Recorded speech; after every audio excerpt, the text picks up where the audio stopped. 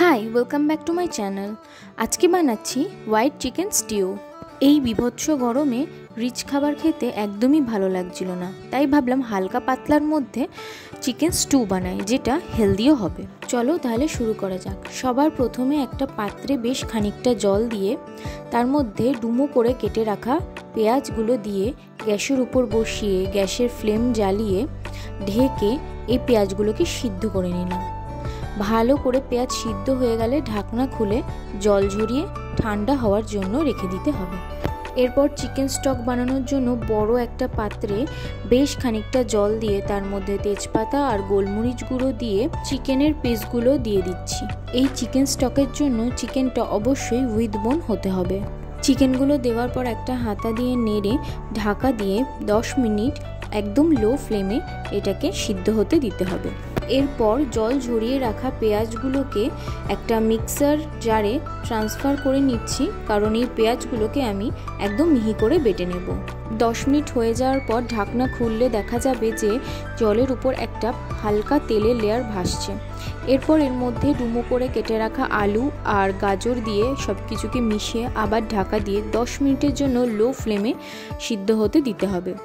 আবার 10 মিনিট পর ঢাকা খুলে ডুমো করে কেটে রাখা পেঁপে দিয়ে ভালো করে মিশিয়ে নিচ্ছি। এই স্টুয়ের সবজিগুলোর মাপ যেন একই রকম হয়। এখনই আমি নুন দিয়ে দিচ্ছি, কারণ সবজি সিদ্ধ হওয়ার পর ভেতরে নুন না থাকলে খেতে একদমই ভালো লাগবে না।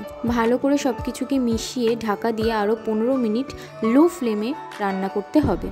আবার 15 মিনিট পর ঢাকনা খুলে কেটে রাখা বিনস দিয়ে ভালো করে মিশিয়ে আবারও ঢাকা দিয়ে 10 মিনিট মতন রান্না করতে হবে। এরপর ঢাকনা খুলে চেক করতে হবে যে সবজিগুলো সব সিদ্ধ হয়ে গেছে কিনা। সবজি আর চিকেন সিদ্ধ হয়ে গেলে সবজিগুলোকে স্টকের থেকে আলাদা করে নিতে হবে। আমি এখানে প্রথমে শক্ত সবজি, মানে যেগুলো সিদ্ধ হতে বেশি সময় লাগবে, সেগুলো আগে দিয়েছি, আর যেগুলো কম সেগুলো পরে দিয়েছি। আর শুরুতেই তেজপাতা দিয়েছিলাম, সেই তেজপাতাগুলোকে ফেলে দিতে হবে। আর এই যে আমাদের চিকেন স্টক, এই চিকেন স্টকটাকে একটা বাটিতে ঢেলে সাইডে রেখে দিতে হবে।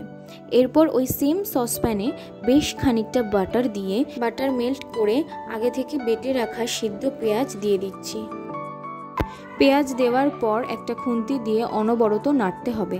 পেঁয়াজ ব্রাউন হতে দিলে চলবে না, কারণ এটা হোয়াইট চিকেন স্টু, তাই পেঁয়াজটা ব্রাউন হয়ে গেলে চিকেন স্টুয়ের কালারটাও চেঞ্জ হয়ে যাবে।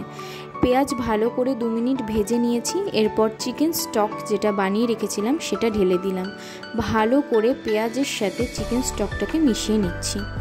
মিশিয়ে নেওয়ার পর হাই ফ্লেমে এটাকে ফুটতে দিতে হবে। ফুটে ওঠার পর ভেজিটেবলস আর চিকেনের পিসগুলো দিয়ে ভালো করে মিশিয়ে 2 মিনিট হাই ফ্লেমে এটাকে ফুটতে দিতে হবে। ততক্ষণ 100 গ্রাম দুধের মধ্যে ছোট চামচের 1 চামচ কর্নফ্লাওয়ার ভালো করে গুলে একটা স্লারি বানিয়ে নিলাম। এরপর চিকেনের স্টু ভালো করে ফুটে গেলে তার মধ্যে এই স্লারিটা ঢেলে দিয়ে ভালো করে সব কিছু মিশিয়ে নিতে হবে। সব কিছুকে আমি ভালো করে একসাথে মিশিয়ে নিচ্ছি। মেশানোর পর স্টুয়ের কনসিস্টেন্সিটা খানিকটা একটু ঘন হয়ে যাবে, যেহেতু কর্নফ্লাওয়ার দেওয়া হয়েছে। এরপর সামান্য গোলমরিচ গুঁড়ো দিয়ে ভালো করে সব কিছু মিশিয়ে নিয়ে গ্যাসের ফ্লেম বন্ধ করে দিতে হবে। এরপর ঢাকা দিয়ে রেখে দিতে হবে। ব্যাস, আমাদের চিকেন স্টু রেডি। এই চিকেন স্টু সাধারণত গরম গরম সার্ভ করা হয়, তাই যখন পরিবেশন করবে তখন গরম করে সার্ভ করতে পারো।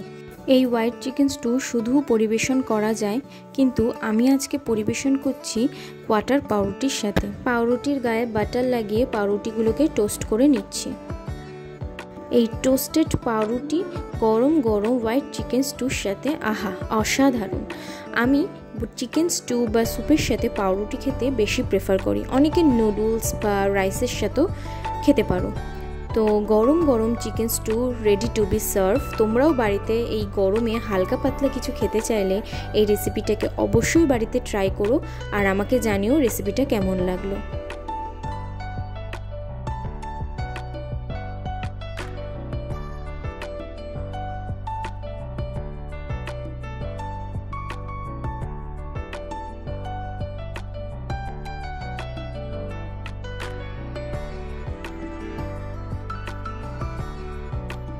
So subscribe to my channel. Also don't forget to like, comment and share. Thanks for watching.